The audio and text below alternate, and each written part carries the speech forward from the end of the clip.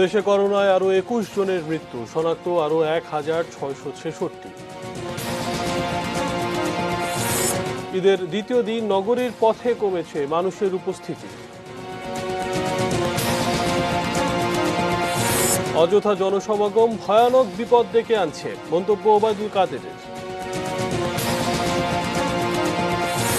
এবং লকডাউন শিথিলে বিশ্বে দ্বিতীয় দফা সংক্রমণের শঙ্কা।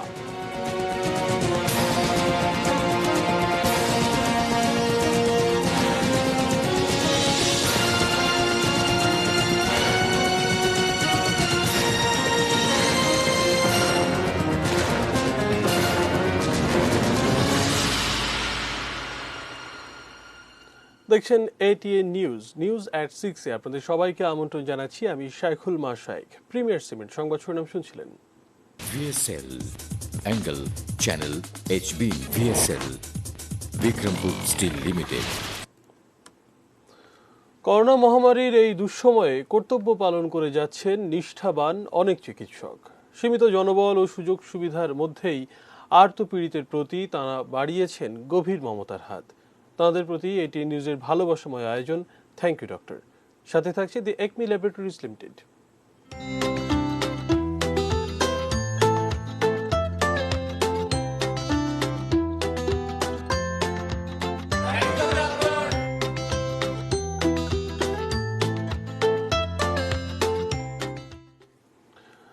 দেশে 24 ঘন্টায় করোনায় আরও 21 জনের মৃত্যু হয়েছে। এ নিয়ে মোট মৃত্যুর সংখ্যা 522।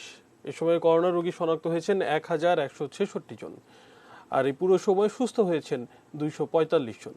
মঙ্গলবার দুপুরে স্বাস্থ্য অধিদপ্তর থেকে অনলাইন ব্রিফিংয়ে এসব তথ্য জানানো হয়। ইমরান হোসেন সুমনের রিপোর্ট।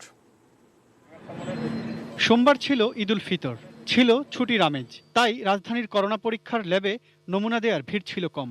মঙ্গলবার দুপুরে যখন অনলাইন ব্রিফিংয়ে 24 ঘন্টার তথ্য তুলে ধরা হলো, তাতে দেখা যায় ওই সময়ে নমুনা সংগ্রহ হয়েছে 4,416 জনের। আগের দিনের নমুনা মিলিয়ে পরীক্ষা হয় 5,000-এর বেশি। তাতে শনাক্ত হয়েছে 1,166 জন। দেশে প্রাণঘাতী করোনা ভাইরাস সংক্রমণের 12তম সপ্তাহ চলছে। এর মধ্য দিয়ে দেশে মোট আক্রান্তের সবচেয়ে বেশি রোগী শনাক্ত হয়েছে ঢাকা মহানগরীতে। এ পর্যন্ত রাজধানীতে রোগী শনাক্ত হয়েছে 15,000-এর কাছাকাছি। এবং এ পর্যন্ত শনাক্ত 36,751 জন। গত 24 ঘন্টায় মৃত্যুবরণ করেছেন 21 জন। আমরা এলাকা দেখি ঢাকা ডিভিশনের 15 জন, চট্টগ্রাম ডিভিশনের 4 জন এবং বরিশাল ডিভিশনের 2 জন। এ সময় যারা মৃত্যুবরণ করেছেন তাদের মধ্যে সব বয়সীরাই রয়েছেন। 0 থেকে 10 বছরের মধ্যে 1 জন, 11 থেকে 20 বছরের মধ্যে 1 জন এবং 81 থেকে 90 বছরে 1 জন। এমন অবস্থায় করোনার ঝুঁকি এড়াতে স্বাস্থ্য অধিদপ্তরের অতিরিক্ত মহাপরিচালক সবাইকে স্বাস্থ্যবিধি মেনে চলার তাগিদ দেন। আবারও আমার 3 ফুট দূরত্বের মধ্যে কেউ নাই বলে আমি মাস্কটা নামিয়েছি, কিন্তু আমাদের সামাজিক দূরত্ব মেনে চলতে হবে অবশ্যই। এবং যখনই আমার কাছে কেউ আসবে আমি যেন মাস্কটা সঠিকভাবে ব্যবহার করি। Imran Hossain Suman, ATN news, Dhaka. সুরক্ষিত রাখতে পারবো। এবারে worldometers.info অনুসারে বিশ্বের সবশেষ করোনা পরিস্থিতির খবর জানাবো।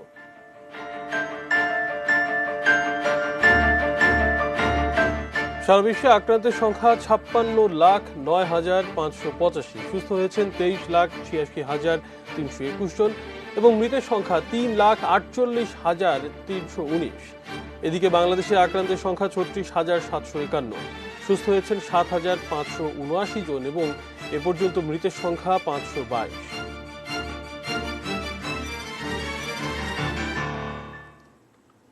এবার ঈদের খবর জানাবো। নেই উপচে পড়া ভিড়, নেই কোলাহল। ঈদের দ্বিতীয় দিন রাজধানীর খোলা জায়গাগুলোতে মানুষের আনাগোনা ছিল অনেকটাই কম। আরো জানাচ্ছেন এদিকে আজাদ। জ্যৈষ্ঠের খরতাপ নেই, সবুজের মাঝে বইছে মৃদু হাওয়া, মিষ্টি রোদের ছোঁয়ায় নির্মল পরিবেশ। প্রকৃতির নান্দনিক সৌন্দর্য উপভোগ করতেই খোলা জায়গায় কারো কারো ছুটে আসা। রিকশার প্যাডেল চেপেই চলে তাদের জীবন জীবিকা। ঈদের দিনের উপার্জন মোটামুটি ভালোই ছিল, তাই পরের দিনটিকে বিশ্রামের জন্য বেছে নিয়েছেন রিকশা চালক জাহাঙ্গীর আলম। বেশি কিছু চাই না, বেশি আশা করি না, চারখরের ভালোবাসায় খুশি আমার মন, একটাই জবান, একটাই তো মন। তাদের মতোই আরো 4 বন্ধুর দেখা মেলে। শারীরিক দূরত্ব মেনেই খোশ গল্পে মেতেছেন তারা। ছেলেবেলার ঈদে গায়ের মেঠোপথের নানা ছবি যেন ভেসে ওঠে তাদের স্মৃতিপটে। তো একসাথে সবসময় হইতে পারি না, কিন্তু আজকে ঈদের পরের দিনে আমরা একটু বেরোইছি যে হাতের জেলে যে একটু আড্ডা মারিয়াই। শিশুদের বায়না রাখতেই বাবা মাকেও বের হতে হয়েছে। দীর্ঘদিন ঘরবন্দি থেকে হঠাৎ বের হওয়ার কারণে শিশুদের মাস্ক পরানোর বিষয়টি মনে রাখেননি অনেকেই। তো ইচ্ছেই ছিল না যে বাইরে, কিন্তু গতকাল বলার পর আর সময় আর হাতে নেই, না তো অবশ্যই মাস্ক নেওয়া উচিত ছিল। আর যেহেতু নিকটে এই হিসেবে আর ততটা নেই। মনে করলাম যে ফাঁকা টাইম, এই কারণে আর কি, যে মাস্ক দিয়ে আসছি। আবার এই করোনাকালে স্বাস্থ্যবিধির তোয়াক্কা করেননি কেউ কেউ। যে মাস্কটা আমি নিতে ভুলে গেছি, মাস্কটা সবসময় আমার পড়ার টেবিলের উপরে থাকে, তা আমি আর ওই রুমে যাই নাই। এটা এমনি মনে ছিল না আর কি। কি মনে ছিল না মাস্ক আনার। অলস সময় কাটাতেই ধানমন্ডিতে লেকের পানিতে গুটি কয়েক মানুষের মাছের খোঁজ। আতঙ্কের এই সময়ে সেখানেও দূরত্ব মেনে চলা। এখন এখানে ফাঁকা পাওয়ার কারণে দুটি সন্তানকে একটু শ্বাস প্রশ্বাস নেওয়ার জন্য আমি তাদেরকে এখানে রেখে নিয়ে আসছি। ঘরবন্দি জীবনে যারা হাঁপিয়ে উঠেছেন, স্বাস্থ্যবিধি মেনেই তাদের কারো কারো চন্দ্রিমা উদ্যানে বেড়াতে আসা। একটু সেফে ঘুরতে পারবে, লোকজন তেমন নেই, আর খুব বেশি সময় থাকবো না, একটু ঘুরিয়ে নিয়ে আবার বাসায় চলে যাবো। একে আজাদ, এটিএন নিউজ, ঢাকা। সাধারণের জন্য সাধারণকে নিয়ে এটিএন নিউজ। তাই সুখে দুঃখে রোগে উৎসবে সবসময় সাধারণের সঙ্গে। প্রজাপতির ঈদ আনন্দ যেন তারই সিগনেচার। করোনায় বিষণ্ণ ঈদ উদযাপনেও ছিল তার ধারাবাহিকতা। সাধারণকে সঙ্গে নিয়ে ভালো থাকার, ভালো রাখার প্রচেষ্টা। দেখুন ফেরদৌস রহমানের রিপোর্টে।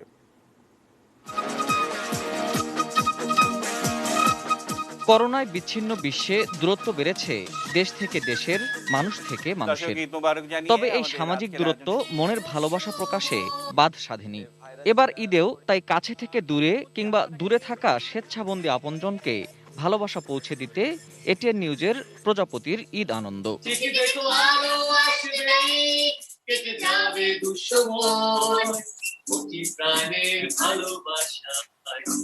আসলে গত বছর তিনি একটি মোটরসাইকেল নিয়ে এসেছিলেন, কিন্তু এবার তার দুঃখ যে তিনি আসতে পারছেন না, কিন্তু তাতে কি তিনি অনেক অনেক মন্তব্য করেছেন, শুভেচ্ছা জানিয়েছেন। আপনারা আমাদের সঙ্গে যুক্ত হয়েছেন, ঈদের শুভেচ্ছা জানবেন আমাদের প্রজাপতির ঈদ আনন্দের। প্রতিবার কারওয়ান বাজারে এটিএন নিউজের সেই আয়োজনে ভালোবাসার অভিব্যক্তি, গান, গল্প, কবিতা প্রকাশ করতে দূর দূরান্ত থেকে সাধারণ মানুষ আসতেন। করোনা কালেও সেই বন্ধন অটুট রাখতে ভার্চুয়াল সব মাধ্যম অবারিত। এই আয়োজনে সামাজিক যোগাযোগ মাধ্যমে বিশ্বের সব প্রান্তে ছড়িয়ে থাকা বাংলাদেশিরা যুক্ত হতে পারছেন।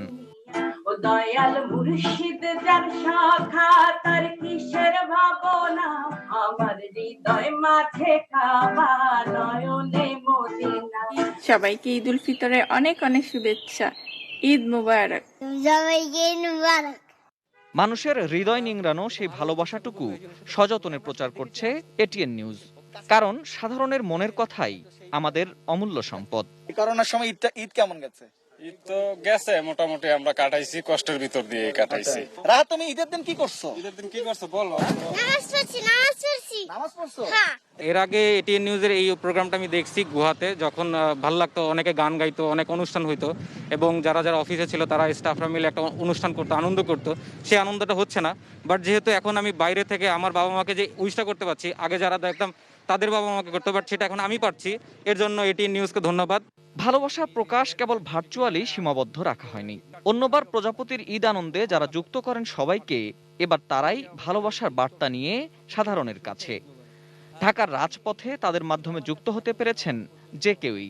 এই যে করোনার সময়তে ঢাকার যে সৌন্দর্য, এই ফাঁকা ঢাকা কেমন দেখতে, সেই জিনিসটা তুলে ধরার চেষ্টা করছি। সেই সঙ্গে যারা এই সময়টাতেও বেরিয়েছেন, কোনো না কোনো প্রয়োজনে ঘর থেকে একটু বেরিয়েছেন, তাদের কাছে যাওয়ার চেষ্টা করছি। ভালো লাগাটা ওই জায়গায় যখন আমি শুনি যে আমি যে এলাকাটিতে হয়তো কখনো যাইনি, সাংবাদিকতা করার কারণেও যাইনি, কিন্তু ওই এলাকাটিতে আমি এরকম বুম ধরলাম, এরকম জিজ্ঞেস করলাম প্রজাপতির ঈদ আনন্দ, তিনি ঈদের শুভেচ্ছা দিবেন, তিনি আমাকে জানালেন তিনি আমাদের অনুষ্ঠানটি দেখেন।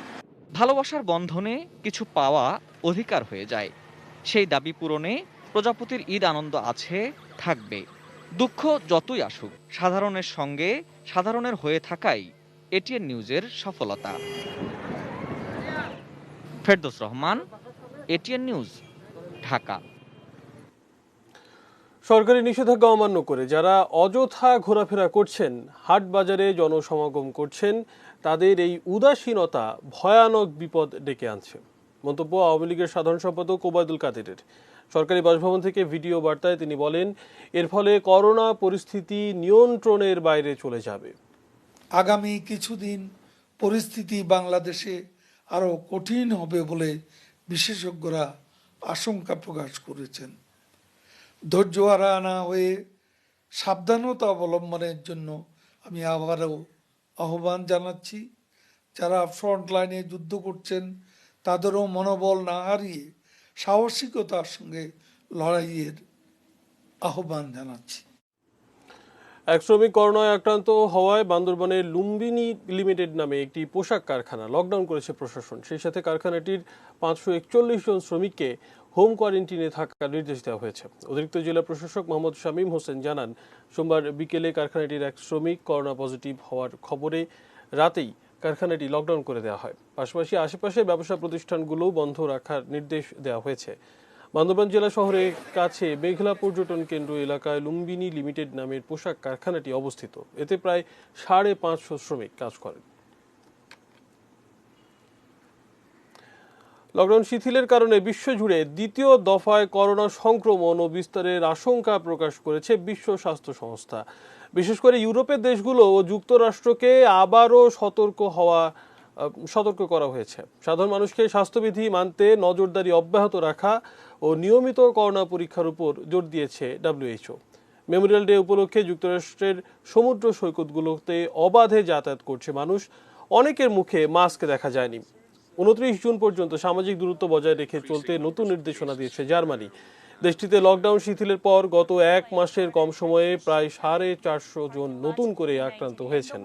স্পেনে 2 মাসের বেশি সময় পর প্রথমবারের মতো পার্ক ও ক্যাফে খুলেছে। মানুষ পার্কে যেতে শুরু করেছে।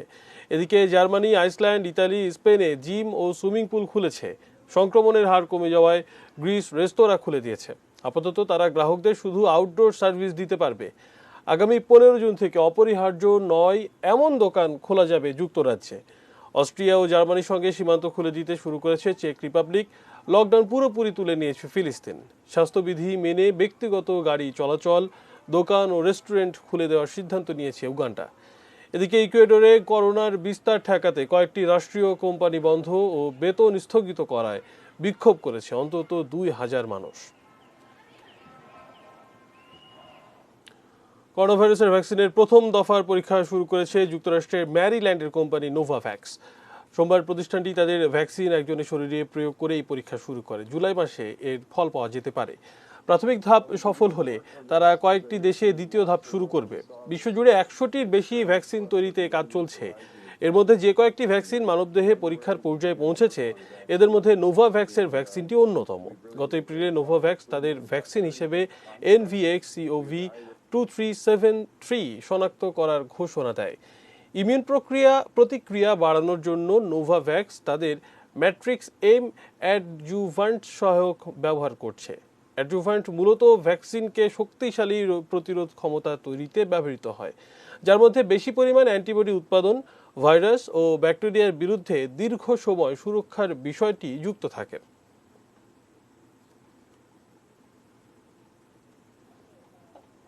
আবার দেশের খবর জানাবো। চিকিৎসা নেয়ার যে স্বাভাবিক প্রক্রিয়া করোনা পাল্টে দিয়েছে তার সবকিছুই। তারপরও প্রিয় মানুষের জীবন বাঁচাতে হাসপাতাল থেকে হাসপাতালে ছুটোছুটি। চিকিৎসকরাও ব্যস্ত করোনা টেস্ট ও আক্রান্তের চিকিৎসা নিয়ে। আমির রাবি তানিমের রিপোর্টে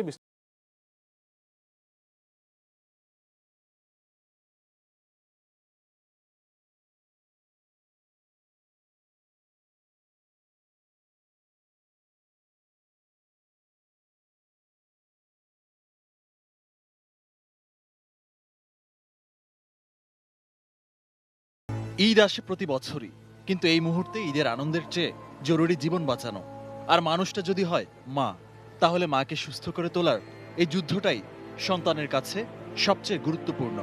মা যেভাবে সন্তানকে বড় করেছেন, আজ সন্তানই মাকে করোনা যুদ্ধে বাঁচানোর চেষ্টা করছে। I have nothing to say. I just love my mom. ঈদের দিন হওয়ায় সোমবার রাজধানীর অধিকাংশ হাসপাতাল ও ল্যাবে করোনার টেস্ট হয়নি। তবে পরদিনই শুরু হয়েছে করোনার নমুনা সংগ্রহ। বিএসএমএমইউর ফিভার ক্লিনিকে করোনার টেস্ট হচ্ছে এখন অনলাইন রেজিস্ট্রেশনের মাধ্যমে। ফলে কমেছে ভোগান্তি, কমেছে সংক্রমণের ঝুঁকি। যে অনলাইনে যারা রেজিস্ট্রেশন করে না আসতো তারা অনেক টাইম দাঁড়ায় থাকতো, দেখা যেত একটা টাইমে তাদেরকে বলা হতো যে আর টেস্ট নেওয়া হবে না। তাদের কিন্তু এই যে সারাদিন যে 2-3 ঘন্টা করে ওয়েট করছে, এই ওয়েটটা করা লাগতেছে না। যে একটা দুর্ভোগ ছিল এখানে এসে সেবা নেওয়ার, সেই দুর্ভোগটা অনেকাংশে লাঘব হয়ে গেছে। আমরা যাতে একটু মানুষের সহানুভূতির সাথে দেখে সেবাটা দিতে পারি, সেই উদ্দেশ্য নিয়ে এটা করা হয়েছে এবং আপনারা দেখতে পাচ্ছেন খুব ভালো একটা সার্ভিস মানুষ পাচ্ছে এখান থেকে। বাংলাদেশ ডক্টরস ফাউন্ডেশনের হিসাবে রোববার পর্যন্ত সারা দেশে 830 জন চিকিৎসক কোভিড-19 আক্রান্ত হয়েছেন। নার্স এবং স্বাস্থ্যকর্মী মিলিয়ে আক্রান্তের সংখ্যা 1700-র বেশি। তারপরও বিশেষায়িত হাসপাতালগুলোতে থেমে নেই ফ্রন্টলাইন ফাইটারদের যুদ্ধ। আমাদের এখানে স্ট্রোক, এপিলেপসি এবং অনেক হেড ইনজুরি, তারপর ট্রমার রোগী, তারপরে অনেক পেশেন্ট আসে যারা দেখা যায় জ্বর থাকে, অনেক সময় জ্বর থাকেও না, কাশি থাকে, শ্বাসকষ্ট থাকে। সেসব রোগী আমরা সাসপেক্টেড কেস হিসাবে ভর্তি করানোর পরে আমরা যতটুকু পারি আমাদের সাধ্যমতো সেবা দিয়ে আমরা কোভিড-19 টেস্ট করার পরে যদি পজিটিভ হয় তখন আমরা এটা কোভিড হাসপাতালে ট্রান্সফার করি। আহমেদ রাব্বি তানিম, এটিএন নিউজ, ঢাকা।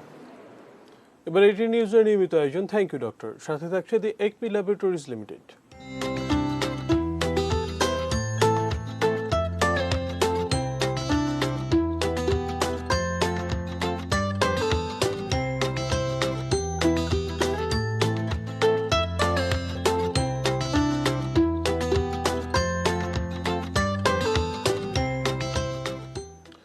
ঈদের ছুটিতেও চিকিৎসকরা ব্যস্ত রোগী দেখা ও সন্দেহভাজন করোনা আক্রান্তদের স্যাম্পল কালেকশনে।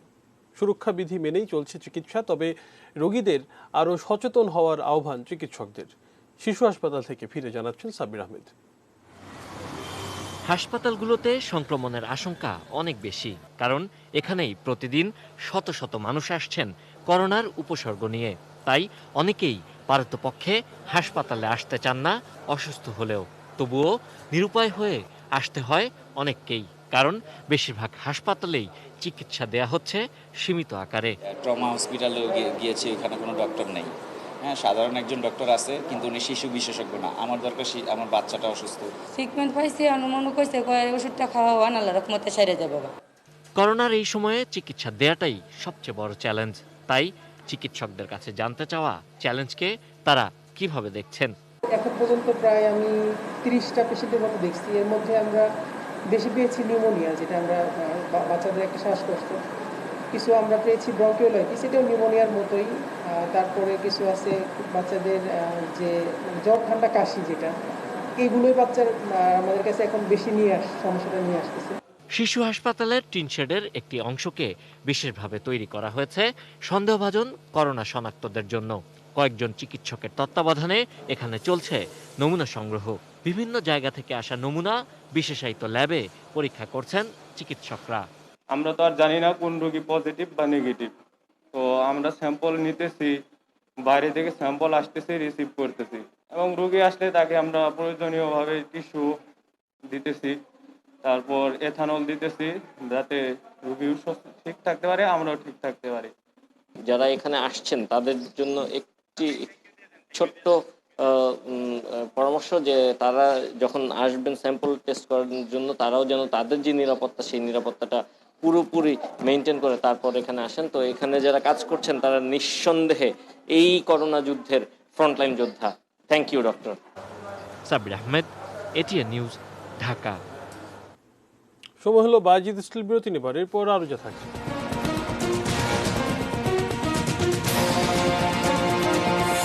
সিরাজগঞ্জের যমুনায় নৌকাডুবি, 2 জনের মৃতদেহ উদ্ধার।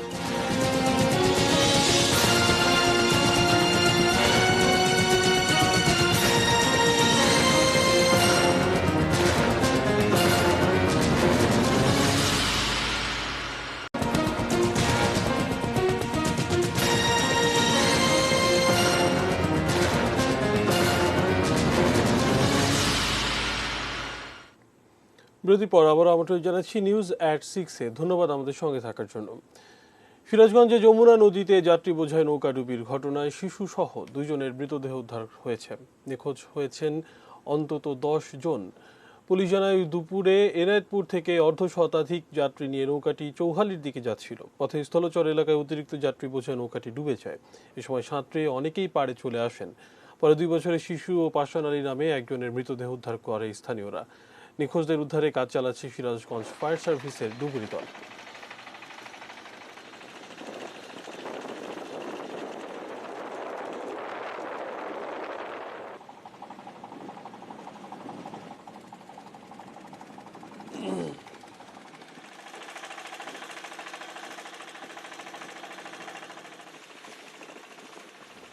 উত্তর বঙ্গোপসাগরে সৃষ্ট নিম্নচাপের কারণে চট্টগ্রাম, কক্সবাজার, মোংলা ও পায়রা সমুদ্র বন্দরে 3 নম্বর স্থানীয় সতর্ক সংকেত দেখাতে বলেছে আবহাওয়া অধিদপ্তর।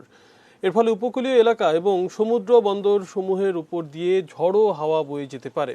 সাতক্ষীরা, খুলনা, বাগেরহাট, ঝালকাঠি, পিরোজপুর, বরগুনা, পটুয়াখালী, ভোলা, বরিশাল, লক্ষ্মীপুর, চাঁদপুর, নোয়াখালী, ফেনী, চট্টগ্রাম ও কক্সবাজারের নিম্নাঞ্চল 2 থেকে 4 ফুট অধিক উচ্চতার জলোচ্ছ্বাসে প্লাবিত হতে পারে। উত্তর বঙ্গোপসাগরে অবস্থানরত মাছ ধরা নৌকা ও ট্রলার সমূহকে পরবর্তী নির্দেশ না দেওয়া পর্যন্ত উপকূলের কাছাকাছি এসে সাবধানে চলাচল করতে বলা হয়েছে।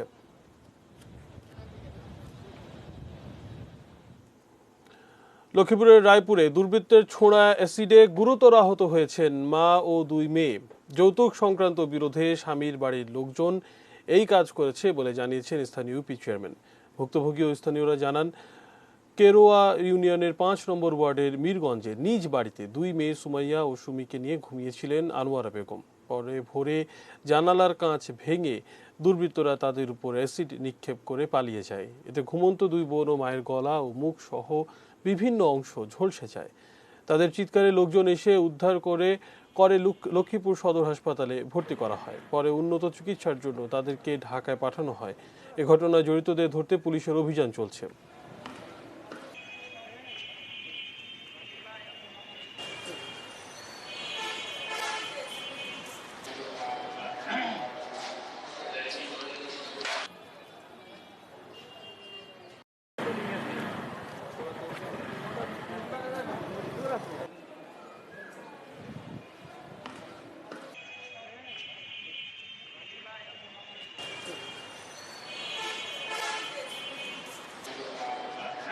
দর্শক, যেমনটি আপনাদেরকে আগেই জানিয়েছি, সিরাজগঞ্জের চৌহালিতে যমুনা নদীতে যাত্রী বোঝাই নৌকা ডুবে 2 শিশু সহ 2 জনের মৃতদেহ উদ্ধার করা হয়েছে। এ বিষয়ে বিস্তারিত জানতে আমরা টেলিফোনে যুক্ত হচ্ছে আমাদের সিরাজগঞ্জ প্রতিনিধি ফেরদৌস হাসানের সঙ্গে। ফেরদৌস, যারা নিখোঁজ হয়েছেন তাদের উদ্ধারে কি ধরনের তৎপরতা চলছে? এখন পর্যন্ত কাউকে উদ্ধার করা হয়েছে কিনা বিস্তারিত জানাবেন। ইতিমধ্যেই কিন্তু 3 জনের মৃতদেহ উদ্ধার করা হয়েছে এবং মৃতদেহ 3 জনের মধ্যে 2 জনের পরিচয় নিশ্চিত হয়েছে। একজন পাশান আলী, 65 বছর বয়স, গয়নাকান্দি বেলকুচির বাসিন্দা তিনি। এছাড়া রয়েছেন শেখ কামাল হোসেন, 40 বছর বয়স, পিতা আব্দুল মজিদ, নাগরপুর টাঙ্গাইলের বাসিন্দা। এছাড়া এক শিশু রয়েছে, 3 বছরের একটি শিশু রয়েছে, তার পরিচয় এখনো নিশ্চিত হওয়া যায়নি। জেলা প্রশাসক জানিয়েছেন স্থানীয়ভাবে উদ্ধার সম্ভব নয়, এজন্য ডুবুরি দলকে খবর দেওয়া হয়েছে। 5 সদস্যের একটি ডুবুরি দল রাজশাহী থেকে রওনা দিয়েছে। এছাড়া 8 সদস্যের স্থানীয় সিরাজগঞ্জ সদর, বেলকুচি এবং শাহজাদপুরের 3টি ফায়ার সার্ভিস সিভিল ডিফেন্সের 8 জন সদস্য রওনা দিয়েছে। তারা এখন ঘটনাস্থলে পৌঁছেনি। যেহেতু খরস্রোতা নদী এবং প্রবল স্রোত রয়েছে, এই জন্য ডুবুরি দল ছাড়া উদ্ধার কাজ সম্ভব নয় এবং উদ্ধার তৎপরতা শুরু হবে যখন ডুবুরি দল ঘটনাস্থলে পৌঁছবে। এখনো উদ্ধার তৎপরতা কিন্তু শুরু হয়নি। সাইকুল, ফেরদৌস, আপনাকে অসংখ্য ধন্যবাদ। আমাদের ফেরদৌস হাসানের সঙ্গে কথা বলছিলাম, সিরাজগঞ্জ প্রতিনিধি। সেখানে নৌকা ডুবিতে শিশু সহ 3 জনের মৃতদেহ উদ্ধার করা হয়েছে, এ বিষয়ে বিস্তারিত জানাচ্ছিলেন তিনি। করোনা প্রসঙ্গে খবর জানাবো। করোনায় আক্রান্ত হয়ে মারা গেছেন ঢাকার সানবিম স্কুলের প্রতিষ্ঠাতা অধ্যক্ষ নীলুফার মঞ্জুর। তার মৃত্যুতে গভীর শোক ও দুঃখ প্রকাশ করেছেন রাষ্ট্রপতি আব্দুল হামিদ ও প্রধানমন্ত্রী শেখ হাসিনা। সোমবার রাত 12:55 দিকে সম্মিলিত সামরিক হাসপাতাল CMH এ চিকিৎসাধীন অবস্থায় তার মৃত্যু হয়। মৃত্যুকালে তার বয়স হয়েছিল 74 বছর। 1974 সালের 15 জানুয়ারি ঢাকায় সানবিম স্কুল প্রতিষ্ঠা করেন নীলুফার মঞ্জুর। তিনি সোশ্যাল মার্কেটিং কোম্পানির সঙ্গেও যুক্ত ছিলেন। দেশের অন্যতম শীর্ষ ব্যবসায়ী অ্যাপেক্স গ্রুপের চেয়ারম্যান ও তত্ত্বাবধায়ক সরকারের সাবেক উপদেষ্টা সৈয়দ মঞ্জুর এলাহি তার স্বামী। তিনিও করোনায় আক্রান্ত হয়ে বাসায় চিকিৎসা নিচ্ছেন। পরিবারের পক্ষ থেকে জানানো হয়েছে, কোভিড-19 প্রোটোকল ও স্বাস্থ্যবিধি মেনে সীমিত আকারে জানাজার পর নীলুফার মঞ্জুরকে দাফন করা হবে। এবার একটি শোক সংবাদ। জাতীয় সংসদের ডেপুটি স্পিকার মোহাম্মদ ফজলে রাব্বি মিয়ার স্ত্রী আনোয়ারা বেগম মারা গেছেন। তার মৃত্যুতে গভীর শোক ও দুঃখ প্রকাশ করেছেন রাষ্ট্রপতি আব্দুল হামিদ ও প্রধানমন্ত্রী শেখ হাসিনা। সকাল 10:40 ঢাকার সম্মিলিত সামরিক হাসপাতালে তার মৃত্যু হয়। দীর্ঘদিন থেকে আনোয়ারা বেগম বার্ধক্যজনিত রোগে ভুগছিলেন। কয়েকদিন আগে শারীরিক অবস্থার অবনতি হলে তাকে লাইফ সাপোর্টে নেওয়া হয়। তার বয়স হয়েছিল 67 বছর। আনোয়ারা বেগম স্বামী, 3 কন্যা, নাতি নাতনি সহ অসংখ্য গুণগ্রাহী রেখে গেছেন। সিএমএইচ থেকে আনোয়ারা বেগমের মরদেহ নিয়ে যাওয়া হবে ডেপুটি স্পিকারের নিজ বাড়ি গাইবান্ধার শাহঘাটাতে। সেখানেই তাকে সমাহিত করা হবে। এবার অর্থনৈতিক খবর জানাবো। চলতি অর্থ বছরে রাজস্ব সংগ্রহের লক্ষ্যমাত্রা ধরা হয়েছিল 3,25,600 কোটি টাকা। সম্প্রতি এই লক্ষ্যমাত্রা 25,100 কোটি টাকা কমিয়ে 3,05,000 কোটি টাকা করা হয়েছে। কোভিডজনিত দুর্যোগ দীর্ঘায়িত হয় এই সংশোধিত লক্ষ্যমাত্রা অর্জনও কঠিন হবে বলে মনে করছে জাতীয় রাজস্ব বোর্ড। এবারই আগের অর্থ বছরের তুলনায় রাজস্ব আয় কমতে যাচ্ছে। এর পরিমাণ প্রায় 15,000 কোটি টাকা। গত অর্থ বছরে 2,34,684 কোটি টাকা রাজস্ব আদায় হয়েছিল। রাজস্ব বোর্ড জানিয়েছে, চলতি 2019-20 অর্থ বছর শেষে তা হতে পারে 2,20,000 কোটি টাকা। সেই হিসেবে চলতি অর্থ বছরের মূল লক্ষ্যমাত্রা থেকে রাজস্ব আদায় কমবে 1,05,600 কোটি টাকা। আর সংশোধিত লক্ষ্যমাত্রা থেকে 80,500 কোটি টাকা রাজস্ব আদায় কম হবে। আগামী অর্থ বছরের বাজেট 11 জুন সংসদে উপস্থাপন করবেন অর্থমন্ত্রী। বাজেটের রাজস্ব আদায়ের লক্ষ্যমাত্রা ধরা হয়েছে 3,30,000 কোটি টাকা। এবার সোশ্যাল ইসলামী ব্যাংক লিমিটেড বাণিজ্য সংবাদ।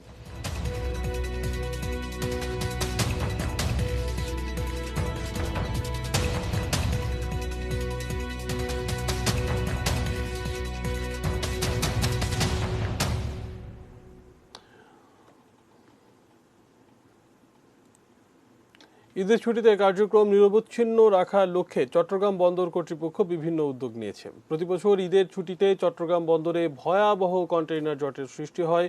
এবার মহামারী করোনা আর সাম্প্রতিক ঘূর্ণিঝড় আম্পানে চট্টগ্রাম বন্দরের অপারেশনাল কার্যক্রম বিঘ্নিত হয়েছে।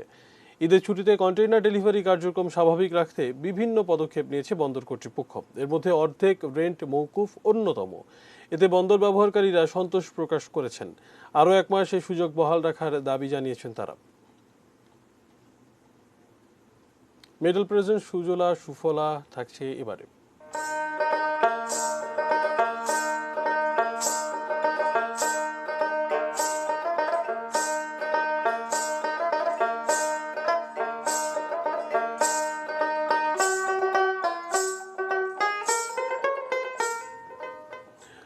ফরিদপুরে এবছর লালমি ও বাঙ্গির বাম্পার ফলন হয়েছে। এবছর ফরিদপুরের সদরপুর উপজেলার 3টি ইউনিয়নের 710 হেক্টর জমিতে কৃষকরা লালমি ও বাঙ্গি চাষ করেছেন। করোনা সংক্রমণ প্রতিরোধে যানবাহন ও হাটবাজার বন্ধ থাকায় উৎপাদিত ফসল নিয়ে বিপাকে পড়েছেন তারা। গত বছর 100 লালমি 3 থেকে 5,000 টাকায় বিক্রি হলেও এবছর দাম নেমে এসেছে 400 থেকে 500 টাকায়। বৃষ্টির কারণে খেতে পানি জমে অনেকের ফলনও নষ্ট হয়েছে। ফলে সব দিক দিয়ে লোকসানের মধ্যে পড়তে হচ্ছে চাষিদের।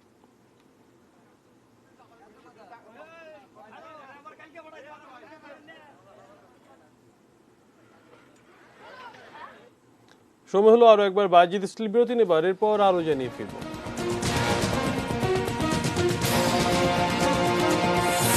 লাদাখ সীমান্তে উত্তেজনা, মুখোমুখি ভারত ও চীনের সেনাদল।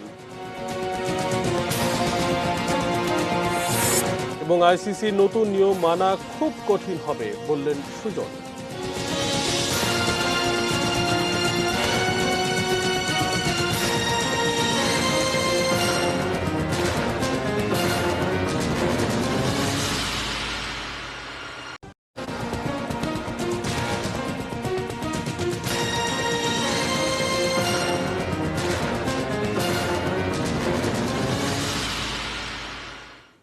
বিরতির পর আবার আমন্ত্রণ জানাচ্ছি নিউজ এট 6-এ। ধন্যবাদ আমাদের সঙ্গে থাকার জন্য। এবারে দেশে বাইরের খবর জানাবো।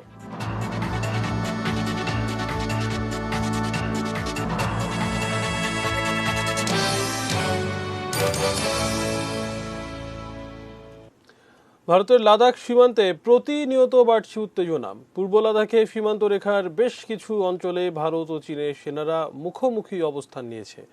2017 সালে ডোকলাম সংকটের পর এবারই সীমান্তে দুদেশের সবচেয়ে বড় সেনা মোতায়েনের ইঙ্গিত মিলেছে।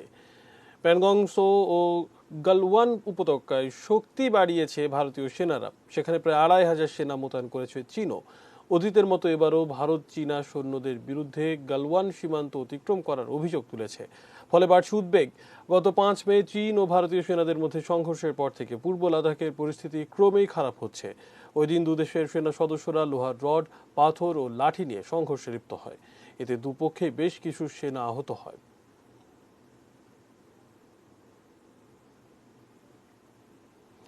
করোনার কারণে লকডাউনে থাকা সৌদি আরব ধীরে ধীরে স্বাভাবিকতায় ফেরার পরিকল্পনা নিচ্ছে। 21 জুনের পর সেখানে কারফিউ তুলে নেওয়া হবে বলে জানিয়েছে সৌদি সরকার।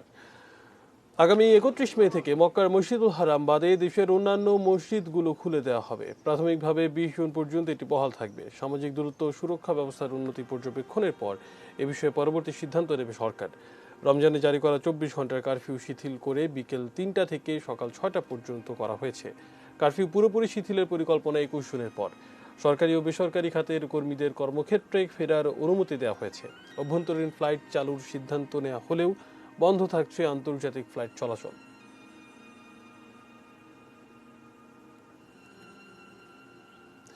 করোনা ভাইরাসের প্রতিষেধক হিসেবে সম্প্রতি বহুল ব্যবহৃত হাইড্রক্সিক্লোরোকুইনের পরীক্ষা বন্ধ করে দিয়েছে বিশ্ব স্বাস্থ্য সংস্থা WHO। সাম্প্রতিক গবেষণায় এর পার্শ্ব প্রতিক্রিয়া হিসেবে হৃৎপিণ্ডের সমস্যা ও মৃত্যু ঝুঁকির বিষয়টি প্রমাণিত হওয়ার পর WHO এই সিদ্ধান্ত দিল। গবেষণায় আরও উঠে এসেছে এই ওষুধের ব্যবহার কোভিড-19 প্রতিরোধের ক্ষেত্রে তেমন কার্যকর নয়। অথচ মার্কিন প্রেসিডেন্ট ডোনাল্ড ট্রাম্প কিছুদিন আগে বলেছিলেন তিনি চিকিৎসকদের পরামর্শ উপেক্ষা করে মূলত ম্যালেরিয়ার ওষুধ হিসেবে ব্যবহৃত হাইড্রক্সিক্লোরোকুইন নিয়মিত সেবন করছেন। এতে নাকি তিনি উপকারও পাচ্ছেন। রীতিমতো রাজনৈতিক চাপ প্রয়োগ করে প্রেসিডেন্ট ট্রাম্প বিপুল পরিমাণ হাইড্রক্সিক্লোরোকুইন রপ্তানিতে ভারতকে বাধ্য করেন। তারপরই থাইল্যান্ড ও তাইওয়ান এই ওষুধের ব্যবহার নিয়ে গবেষণা শুরু করে। ভারতেও করোনার অস্থায়ী ঔষধ হিসেবে হাইড্রক্সিক্লোরোকুইন ব্যবহৃত হচ্ছে।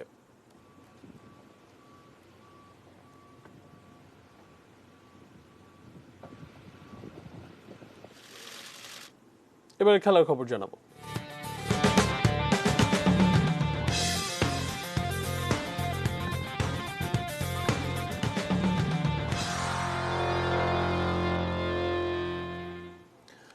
আন্তর্জাতিক ক্রিকেটে 15 বছর পূর্ণ করেছেন মিস্টার ডিপেন্ডেবল খ্যাত বাংলাদেশের সাবেক অধিনায়ক মুশফিকুর রহিম। আর সে কারণে আজ রাত 10টায় ভক্তদের জন্য সারপ্রাইজ নিয়ে ফেসবুক পেজে লাইভে আসবেন বলে ঘোষণা দিয়েছেন তিনি। 2005 সালে ইংল্যান্ডের বাংলাদেশ দলের প্রথম সফরে টেস্ট অভিষেক হয় মুশফিকের। ক্রিকেটের মক্কা খ্যাত লর্ডসে নিজের প্রথম ম্যাচের 2 ইনিংসে করেন 19 এবং 3। এরপর খেলেছেন আরও 69টি টেস্ট, 218টি ওয়ানডে এবং 86টি টি-20 ম্যাচ। 3 ফরম্যাটে তার সংগ্রহ 11,869 রান। আর সেই দিনটি স্মরণীয় করে রাখতে চান মুশফিক। সে কারণে সামাজিক যোগাযোগ মাধ্যমে বিশেষ ঘোষণায় জানিয়েছেন সবার পছন্দ হওয়ার মতো সারপ্রাইজ নিয়ে আসার কথা। লাগে না, ভালোই লাগে টু বি অনেস্ট। সবচেয়ে ভালো লাগার বিষয়টা এটা কি যে ওটা আমাকে একটা নতুন চ্যালেঞ্জ দেয়, যে অ্যাটলিস্ট হয়তো বা মানুষ ভাবে যে হ্যাঁ আমি গেলে হয়তো বা আর উইকেট পড়বে না, বা আমি গেলে হয়তো বা একটা 50 হবে বা 100 হবে। তো এটা আমার কাছে মনে হয় উপাধির চাইতে একটা রেসপন্সিবিলিটি আর একটা এক্সট্রা একটা প্রেশার লাগে, যেটা কিনা আমি অনেক এনজয় করি। আইসিসির নতুন নিয়মগুলো মানা ক্রিকেটারদের জন্য বেশ কঠিন হবে বলে বাংলাদেশের সাবেক অধিনায়ক এবং গেম ডেভেলপমেন্ট প্রধান খালেদ মাহমুদ সুজন মনে করেন। এদিকে তামিমের ভার্চুয়াল আড্ডা আর অধিনায়ক হিসেবে তিনি কেমন করবেন সেটি নিয়ে কথা বললেন। করোনাকালে ঈদে বাসায় কেমন সময় কেটেছে তার, এটি নিউজকে জানিয়েছেন সেটিও। অবশ্যই কঠিন হবে। একজন মানে একটা প্লেয়ার তো একটা নিজের একটা প্রিপারেশন আছে বা একটা মানে অভ্যাস হিসাবে অনেকদিন ধরে একসাথে করছে। অনেক বোলার যেমন সাইফুদ্দিন বলের মধ্যে চুমা দিয়ে প্রতিটা বল শুরু করার আগে চুমা দেয়, বা কেউ হয়তো বা বলটাকে সাইন না করে বল করতে চায় না। এগুলো তো আছেই। তো এই অভ্যাস থেকে বের হয়ে আসাটা ইজি হবে না। বাট আমার মনে হয় যেটা রুলস করেছে আইসিসি সেটা সবার কথা বিবেচনা করে ক্রিকেটের সবার মঙ্গলের কথা বিবেচনা করেছে।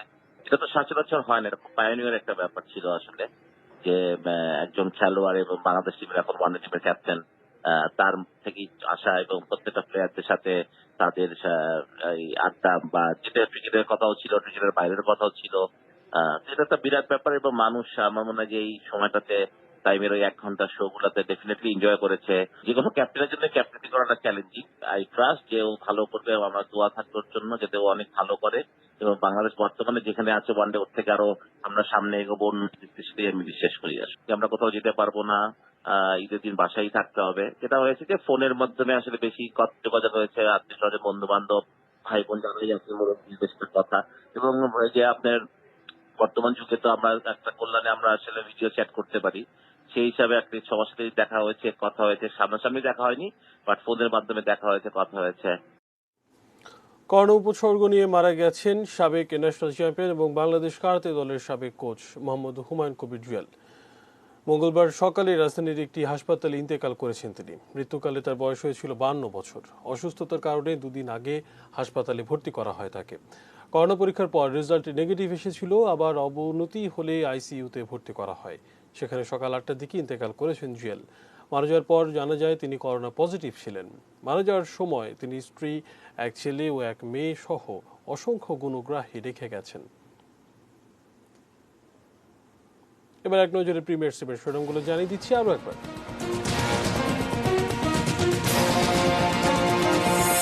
দেশে করোনায় আরো 21 জনের মৃত্যু, শনাক্ত আরো 1666। ঈদের দ্বিতীয় দিন নগরীর পথে কমেছে মানুষের উপস্থিতি।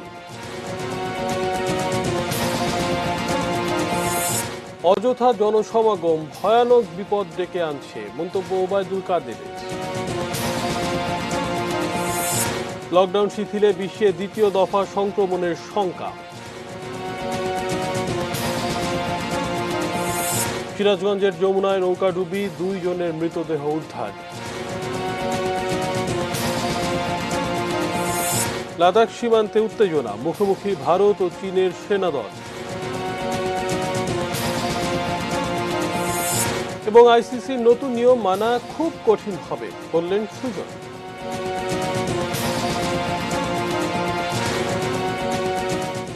এই ছিল নিউজ এট 6। সঙ্গে থাকুন, দেখতে থাকুন এটিএন নিউজ। এটিএন নিউজের ব্রেকিং নিউজ আপনার মোবাইলে পেতে টাইপ করুন START স্পেস AAN এবং পাঠিয়ে দিন 595 নম্বরে।